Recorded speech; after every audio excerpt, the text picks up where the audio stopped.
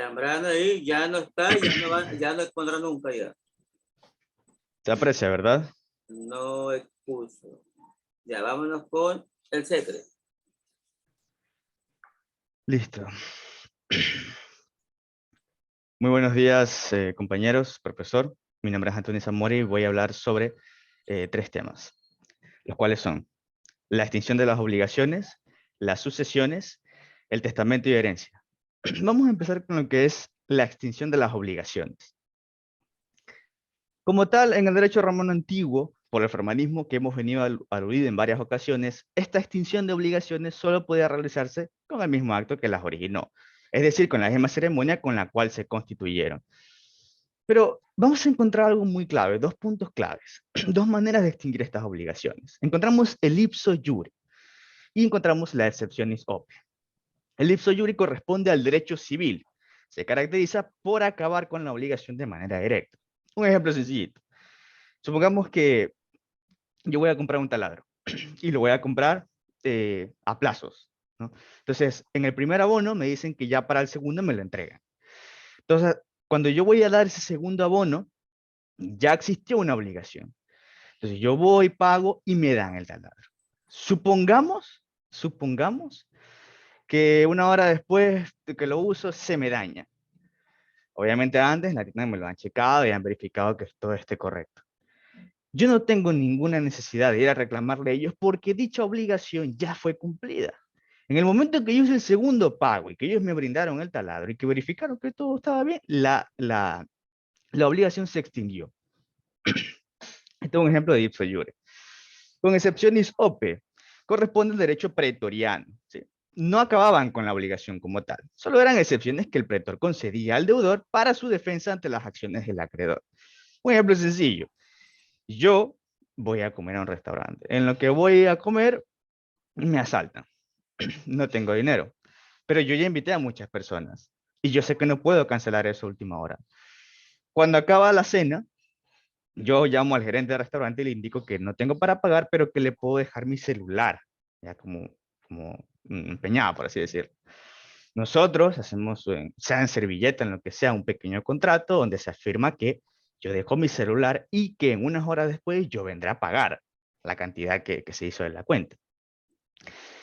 Pasan las horas y dicho restaurante se incendia, o se empieza a quemar, o se derrumba, lo que sea. Hubo una obligación, y existe una obligación como tal, de que se me devuelva mi celular y de que yo realice el pago. Pero ¿qué pasa? En ese incendio, el celular se quemó. Existe aquí la excepcionis opе. Como tal, la obligación de darme el celular no ha acabado, sigue ahí. Pero ¿qué pasa? Hay una excepción a aquello, porque hubo algún accidente, un incendio, lo que sea. ¿Y qué pasa? Se me puede otorgar una compensación, que esto lo vamos a ver más adelante, que es un tipo de excepcionis opе. Vamos a hablar de los tipos de ipso iure que hay. Encontramos el pago, la novación y la aceptilación. El pago como tal significa que se ha concluido exitosamente el negocio jurídico, originalmente pactado, y que las partes intervinientes han logrado sus objetivos. Es como decir que en este caso se me devolvió el teléfono y yo realicé el pago. Listo. Obligación terminada. La novación. Sustituye una obligación antigua por otra. Algo sencillo que les puedo decir aquí es el tema de la pandemia, por ejemplo, el COVID. Una obligación que tuvo una persona durante la pandemia, por algún motivo de que no pudo trabajar, se enfermó, lo que sea, esa persona puede hacer un nuevo contrato, una renegociación de la obligación por dichos motivos. La aceptilación como tal, ojo a esto de aquí, quiero que presten atención a la aceptilación. No es sino el perdón de la deuda, ya que esto se realizaba en un contrato verbal como tal. Presten atención, ojo aquí, porque esto es un contrato verbal, en los cual básicamente se cancelaba esta obligación. Luego tenemos lo que es la confusión, el mutuo disentimiento y la capitis de minuto. La confusión pasa cuando una persona reúne las cualidades de acreedor y de deudor. Es un poco confuso de por sí, pero algo sencillo, un ejemplo. Supongamos que una persona, yo que sé, hereda algo de su padre. Dicha persona va a tener, si el padre tiene deudas, va a heredarlas, pero también gana algo. Ahí se cumple esa condición. El mutuo disentimiento pasa cuando un contrato se perfecciona con el mero consentimiento, pero, como dice la palabra, se destruye o se elimina. La capitis de minuto en la antigua Roma era básicamente la pérdida de la libertad, de estado de libertad, de ciudadanía familiar. Era como una muerte, sí, por así decirlo, una muerte social, para que lo entiendan. Entonces aquí se extinguiría ese tipo de obligación. Para excepción y OPE encontramos la compensación, el pacto de remisión, la prescripción bástenos. La compensación como tal es lo que le venía mencionando en el ejemplo de Nantes, ¿sí? Es cuando el acreedor y deudor tienen obligaciones recíprocas y similares, es decir, de la misma naturaleza, de tal modo que una pueda ser cancelada por otra. El pacto de remisión consistía en un instrumento jurídico que, sin tener el valor de un contrato, manifestaba que el acreedor se comprometía a no exigir la obligación al deudor.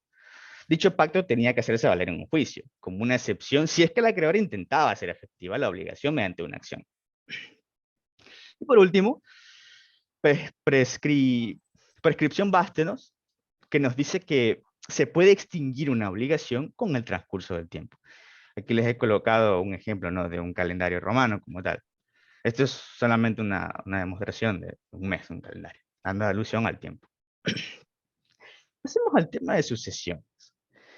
Uno de los anhelos básicos del hombre es lograr la trascendencia de la muerte y continuar su personalidad a lo largo del tiempo.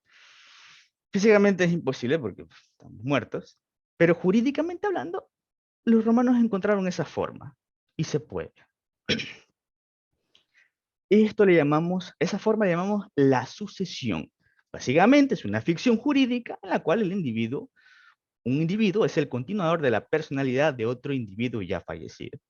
Supongamos que yo le dejo mi sucesión al profesor. Encontramos, ojo aquí, la universal y la particular. La universal, entiéndase o refiérase a todos los bienes. La particular, solo a ciertos bienes. Tenemos también la herencia, la bonorum possessio, y después aparece algo interesante, ¿no?, que es la sucesión ab intestato. Este es clave. Vamos a empezar por la herencia. Como se podrá suponer, requiere la institución de un heredero, de una persona que continúe esas relaciones. El nombre lo dice, herencia. Pero, ¿quién será al final esta persona? ¿Quién será el más elegible? Obviamente el mismo ciudadano que va a saber que ya viene su final, la elige o la nombra. A esto se le conoce como heres. El nombramiento de esta persona como heredero se lo realizaba a través de un acto solemne llamado testamento. Lo veremos más adelante. Las hereditas es el conjunto de patrimonio que se transmite del causante al heredero. Vamos ahora con lo que es la bonorum possessio. Básicamente es la creación de los pretores que, dispuestos a solucionar diversas injusticias relacionadas con la sucesión, crearon la figura de una posesión, no propiedad, del patrimonio del causante o de cujus otorgada por el pretor mediante un edicto. Como les vengo mencionando, es el pretor el que realiza la sucesión, ¿sí?, de estos bienes, pero de forma de posesión, no de propiedad, en pocas palabras, temporal. Pasamos ahora a la sucesión testamentaria. Esto se refiere a cuando existe un testamento y no hay ningún otro problema. Pero, ¿qué pasaba cuando no había el testamento? Aparece la sucesión ab intestato. Como tal, esta sucesión que es intestada se basa principalmente en el orden sucesorio establecido ya en las 12 tablas. Pero tenemos como punto A el sui heredes, es decir, las personas de la familia que se encontraban directamente bajo la patria potestad del pater por ser sus descendientes o sus hijos adoptados. B, los agnados más próximos. Para que entiendan, los agnados era básicamente el sexo masculino. Es decir, los que tenían relación con el pater en la línea colateral, como lo vengo mencionando. Los gentiles, o los hijos emancipados, se encontraban excluidos de esta sucesión, sin testamento. A ver, Anthony, antes de pasar a la siguiente, ¿qué diferencia hay entre la sucesión testada y la sucesión intestada? Ya, lo más relevante es que una está escrita, o sea, hay un testamento, y en la otra no hay ningún testamento, pero se toma un orden jurídico de las 12 tablas. Y, por ejemplo, en el testamento, la persona es muy específica en a quién le deja esa herencia. En la sucesión a intestato, no, como no existe algo escrito, las 12 tablas consideran estos 3 puntos. Es decir, si hay una relación colateral, los agnados, y excluye a aquellos hijos emancipados, es decir, que ya no tienen la patria potestad. Ya, mira que hoy en día lo que mejor se puede hacer es que los padres dejen ya nombrado a quién le dejan su bien,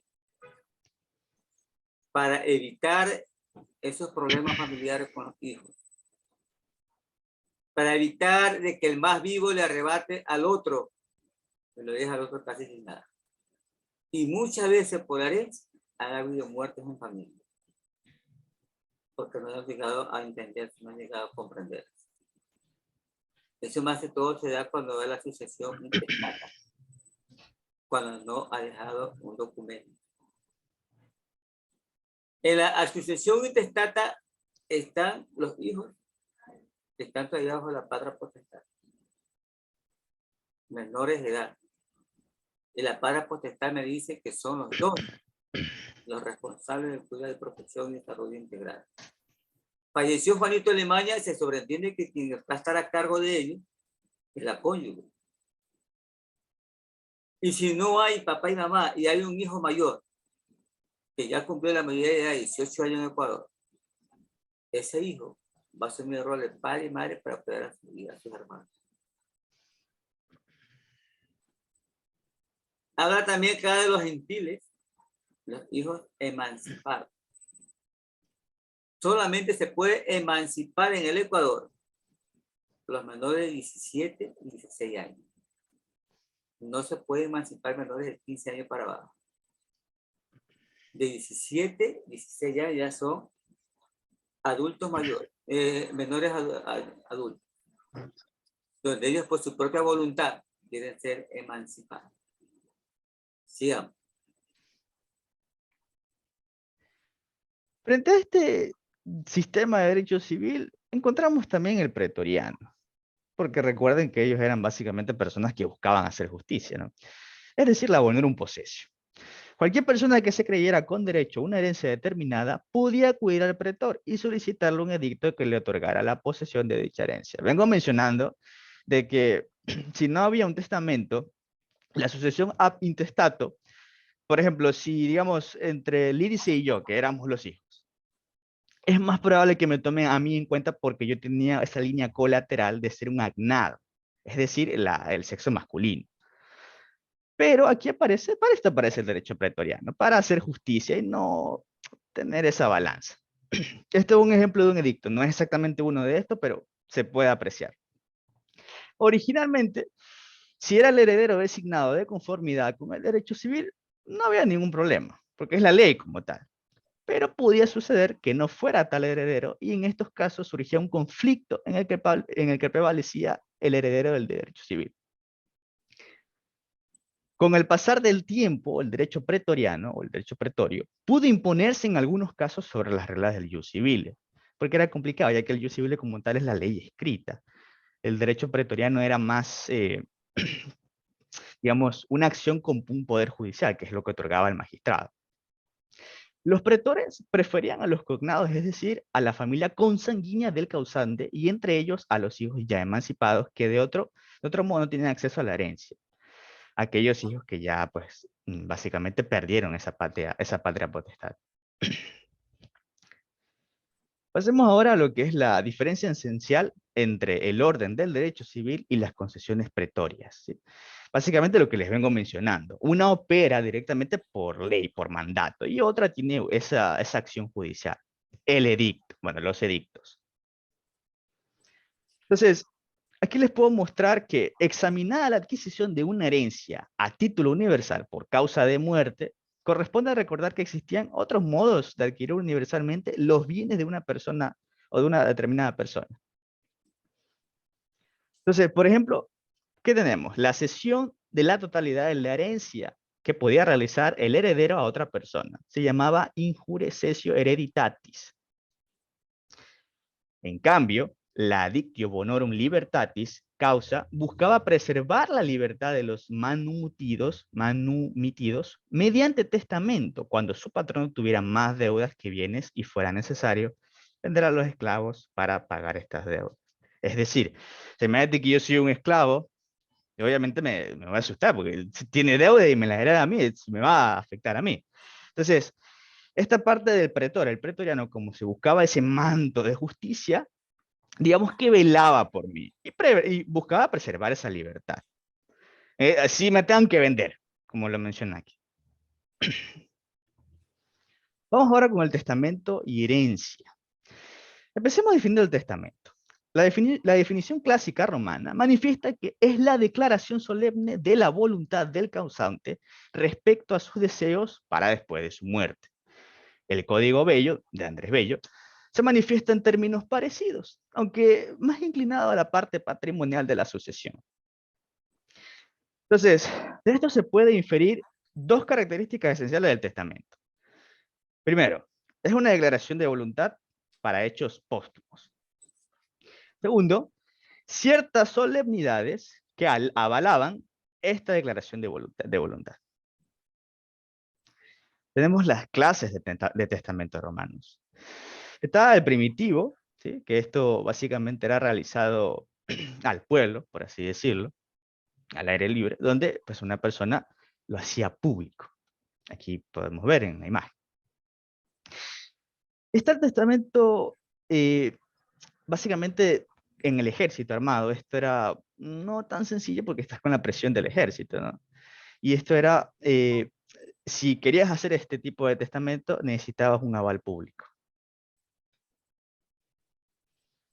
También está las que eran las privadas. Esto se realizaba mediante una ceremonia llamada per as et libram, es decir, mediante la utilización del cobre y la balanza en presencia del funcionario llamado libripens, que normalmente en las compraventas se encargaba de pesar la cantidad de monedas entregadas. Básicamente, un mediador. Se trataba de una simulación de una emancipación del patrimonio a un amigo del testador, a quien se le rogaba que dispusiera del patrimonio que se le entregaba bajo las instrucciones que el testador dejaba. Este amigo quedaba instituido como heredero. Adicionalmente, para la plena validez de este testamento, se requería de la presencia de 5 testigos, ojo a esto, la cantidad, 5 testigos, para que el pretor concediera la honorum possessio a las personas que eran instituidos herederos bajo esta modalidad. Se requerían 7 testigos. Esto lo vamos a ver ya ahorita.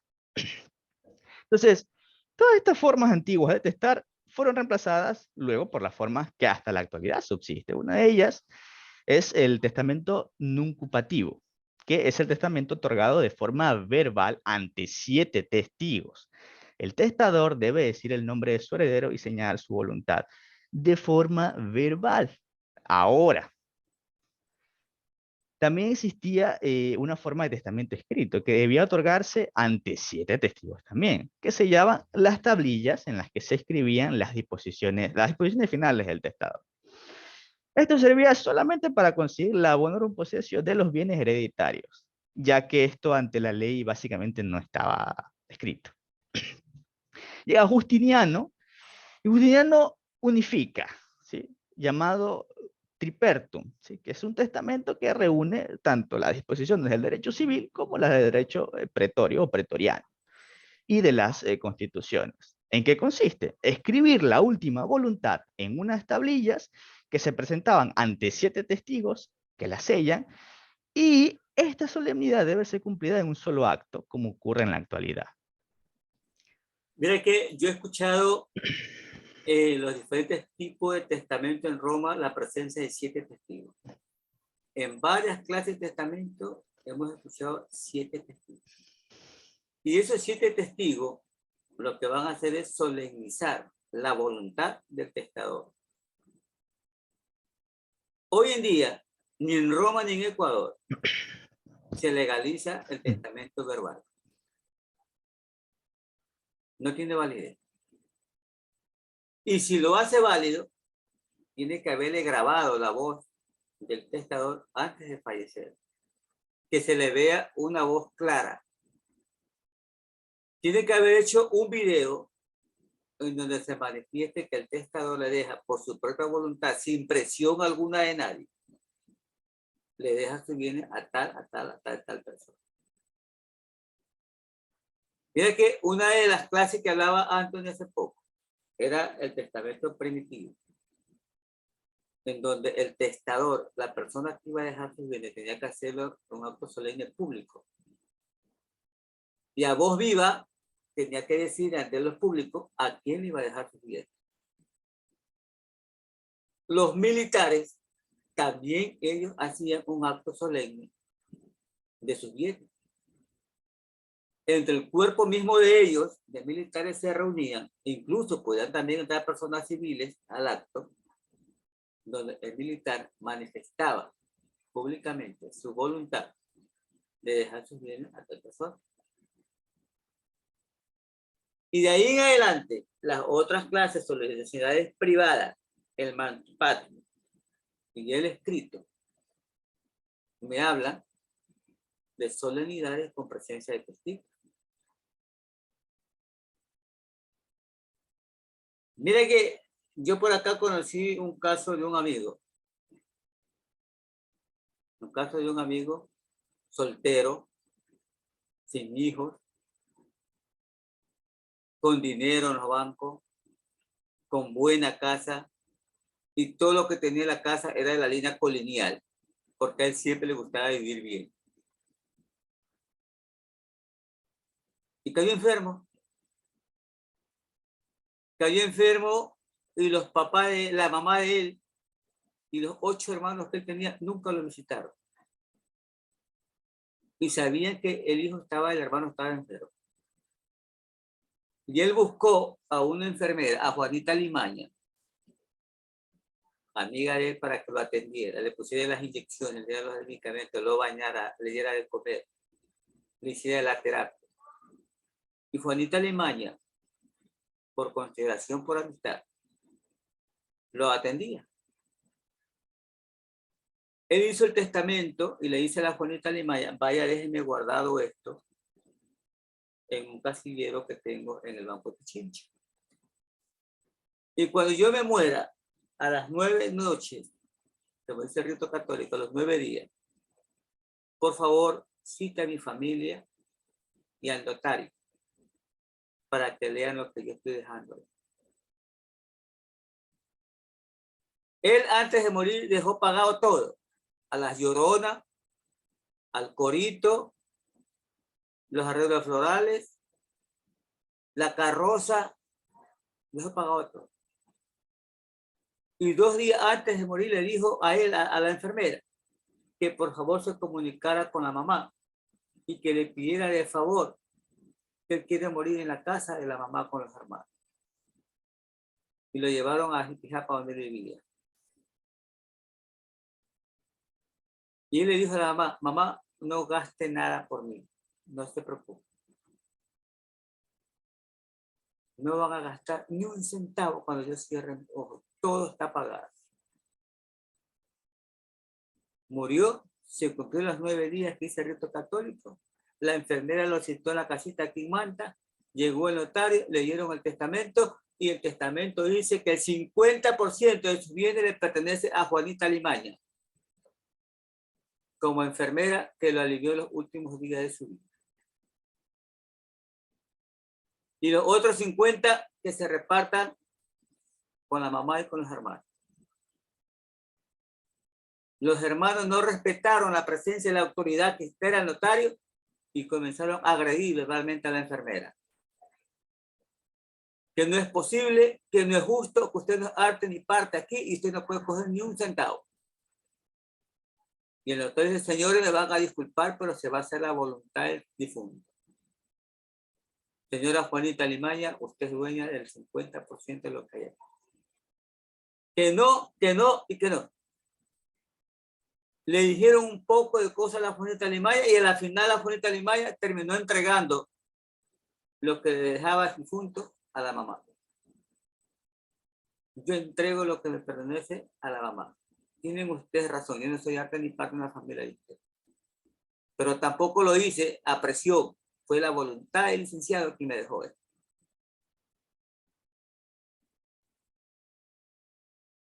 ¿Sí ves? Escrito, documento escrito y se respeta la voluntad. Hay casos que pretores le han dejado un pedacito de terreno al ahijado. Y los 3 hijos no están de acuerdo que le den el pedacito porque le daña los terrenos de ellos. Señores, se cumple la voluntad. Sigamos.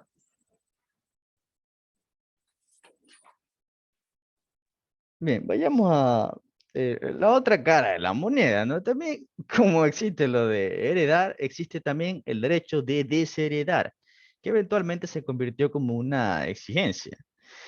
Como los colocados directamente bajo la potestad del padre eran considerados herederos suyos en el testamento, debía hacerse mención expresa de quiénes eran instituidos herederos y de quiénes eran desheredados. Con posterioridad, Justiniano estableció que debían mencionarse por su nombre a todos los heredados con la expresión de su confirmación o desheredamiento bajo pena de nulidad del testamento si alguno de los herederos era omitido. Esto hace un caso de que, no sé, si yo soy padre y supongamos que tengo algunos hijos y hay un hijo que fue malagradecido, por cualquier razón, yo no le quise dar la herencia. Entonces lo puedo también desheredar. El derecho de testar, ojo aquí que no era algo que cualquier persona puede hacer, no, solamente gozaban de este derecho los ciudadanos sui juris, es decir, los pater familias, y estaban excluidos los peregrinos y los esclavos. Es necesario diferenciar el derecho de hacer testamento, también llamado testamentificación, de la facultad de dejar una herencia, puesto que también podían ser heredados los hijos de familia, las mujeres ingenuas y hasta los esclavos. Existía además la testamentificación pasiva, que es la capacidad para beneficiarse con un testamento. Los testamentos, al igual que ahora, podían adolecer de algunas clases de nulidades. Por ejemplo, eran nulos desde un principio, a esto le conocemos como ab initio. El ab initio contiene, primero, testamentos que no habían sido realizados de acuerdo a las formalidades jurídicas ya señaladas.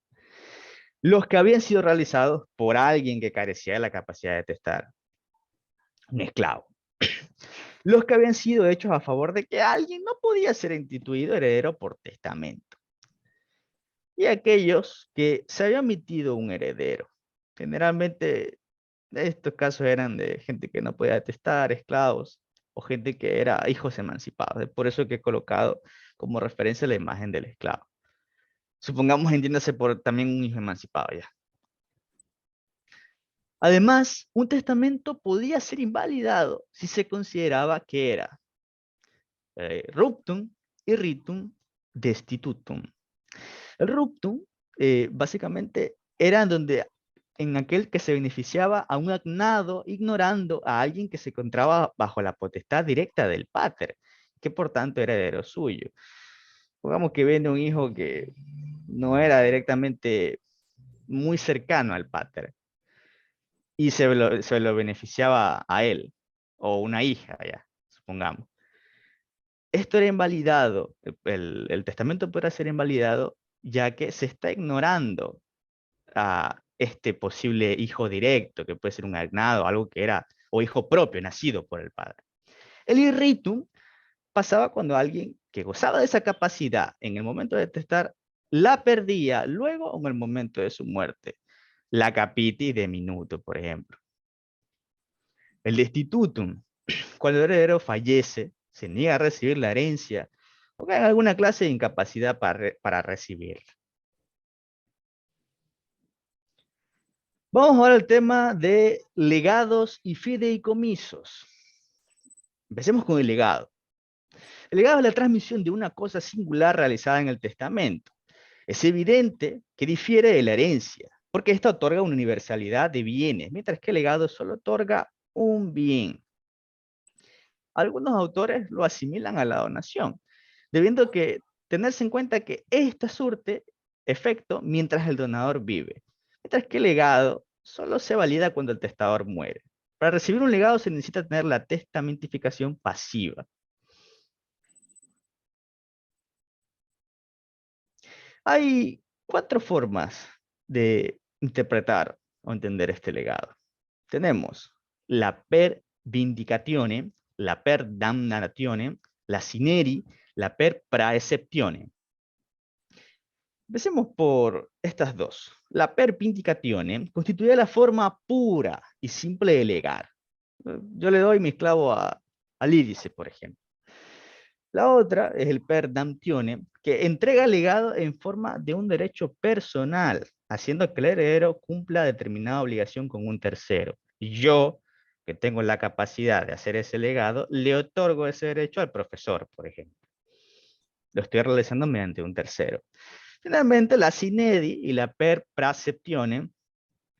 La sinedi constituía un modo de obligación para el heredero, mediante la cual debía permitir a un tercero tomar una parte del patrimonio. El profesor puede tomar un pedazo. Y la última implica un derecho de preferencia sobre un determinado bien de la herencia, como el derecho preferente a adquirir una casa. Yo tengo miles de bienes, pero quiero que se quede más alguien con la casa, por ejemplo. Una preferencia.